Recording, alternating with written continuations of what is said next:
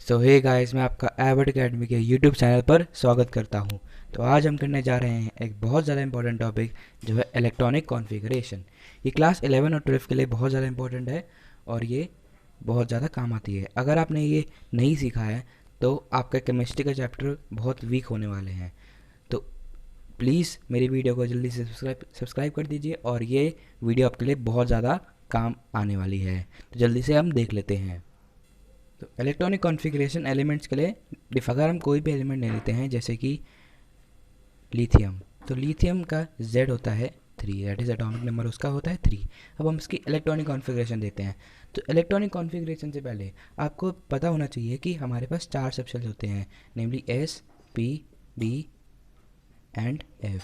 तो मैंने counter numbers पे एक वीडियो बना रखी है, तो जल्दी से आप मेरे चैनल पे जाके देख सकते हैं, तभी आप उसके बाद ये वीडियो देख सकते हैं। अगर आपको इस चीज़ की नॉलेज नहीं है तो पहले आप उसको देख लीजिए। तो जल्दी से हम पहले इसके बारे में पढ़ लेते हैं। So according to aufbau principle of पॉ रूल, तो ये कहता है कि अगर आपको इलेक्ट्रॉन्स को अरेंज करना है इलेक्ट्रॉनिक कॉन्फ़िगरेशन में तो हमेशा lower to higher energy move करना पड़ेगा। ठीक है, तो इसके लिए हम यूज़ करते हैं एन प्लस एल रूल। तो basically n plus l rule होता क्या है? एन प्लस एल रूल हमें एनर्जी डिटरमाइन करने में हेल्प करता है। तो एनर्जी डिटरमाइन करने में हेल्प करता है, तो हम इस रूल के बेसिस पे हम एनर्जी का पता लगाएंगे। तो जैसे कि आप देख सकते हैं मेरे आगे कुछ सबशेल्स लिखे हुए हैं। अब हमें इन सबशेल्स को इंक्रीजिंग ऑर्डर ऑफ एनर्जी में अरेंज करना है, तो हम कैसे करेंगे? तो हम देख सकते हैं कि ये वैल्यू हमें बताता है एन, और एल की वैल्यूज़ आपको पता होनी चाहिए। That for S P D F you should remember the L values, and I have made a video and you can first watch it. So n plus l इसके लिए क्या होगा? तो जैसे हम जानते हैं इसके लिए n plus l होगा 1, बिकॉज 1 प्लस ज़ीरो, l की वैल्यू इसके लिए होती है 0, 1 होती है, तो इसके लिए n प्लस एल की वैल्यू 1। इसके लिए 2, क्योंकि 2 प्लस ज़ीरो इज़ 2। इसके लिए n प्लस एल की वैल्यू क्या होगी? 3 प्लस 2 दैट इज़ 5। इसके लिए 4 प्लस 1 दैट इज़ अगेन 5। इसके लिए क्या होगी? Now f has the value 3, L is equals to 3 for f subshell, तो इसके लिए होगा 5 प्लस 3 डैट इज़ 8। अब इसके लिए क्या होगा? ये अगेन हो जाएगा 3। तो जैसे कि हम देख सकते हैं कि हमारे पास सारी सबशेल्स की n प्लस एल वैल्यू आ चुकी है, तो हम इजीली अरेंज कर सकते हैं।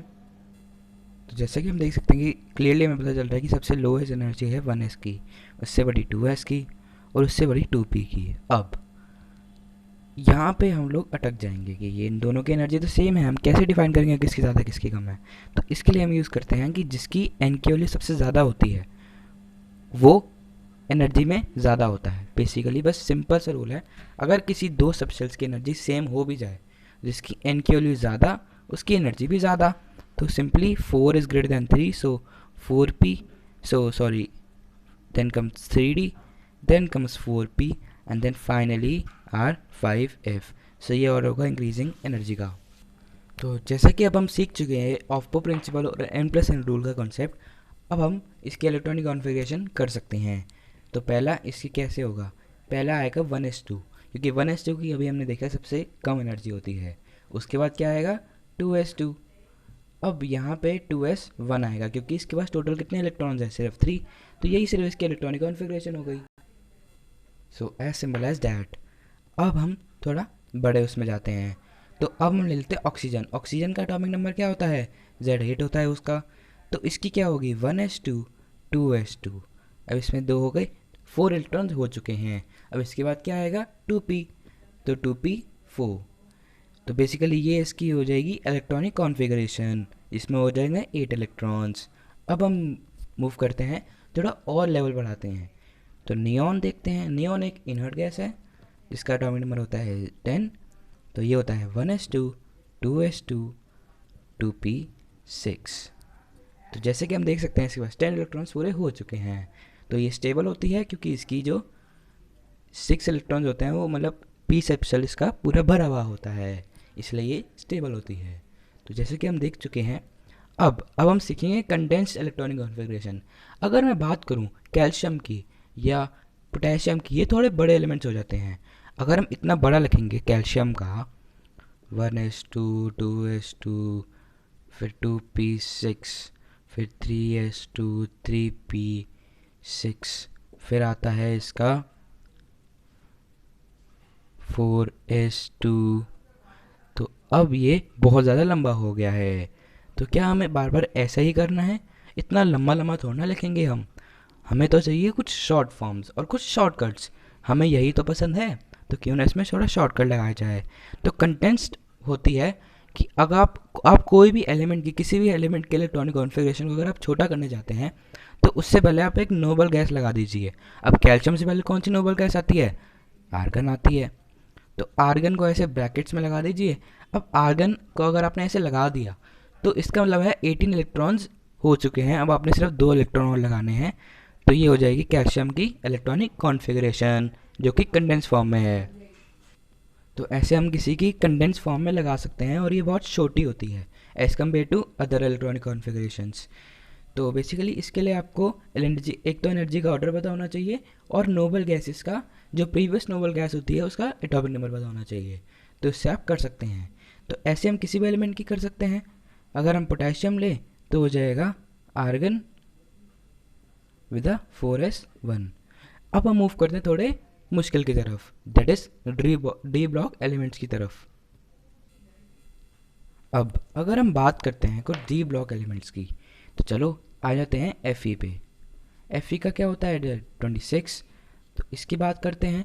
तो इसमें बेसिकली हम डायरेक्ट आर्गन लगा के 18 इलेक्ट्रॉन पूरे कर दिए, 4s2 लगाया। अब जैसे कि हमने एनर्जी के ऑर्डर में पढ़ा था, क्या आप बता सकते हैं कि यहाँ पे 4p आएगा या फिर 3d आएगा? जैसे कि हम देख चुके हैं, हमें पता है कि यहाँ पे 3d आने वाला है, क्योंकि 3d की एनर्जी 4p से छोटी होती है।